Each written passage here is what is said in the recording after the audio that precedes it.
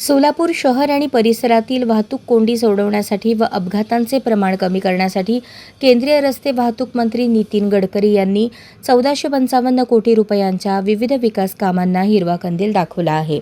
यामध्ये प्रामुख्याने 33 किलोमीटर लांबीच्या रिंग रोडचा समावेश असून आमदार देवेंद्र कोठे यांनी केलेल्या मागण्यांना मंत्र्यांनी तात्काळ मंजुरी दिली।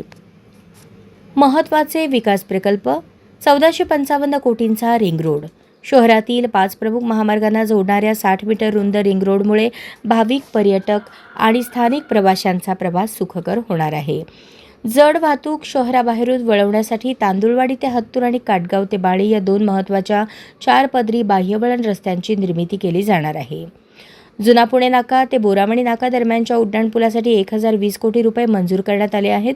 तसेच अक्कलकोट रस्त्यावरील अपघात प्रवण क्षेत्रात भुयारी मार्ग व सर्व्हिस रोड बांधले जातील।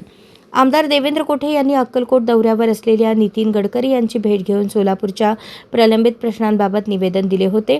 या मागण्यांची दखल घेत गडकरींनी जाहीर सभेत या कामांची घोषणा केली।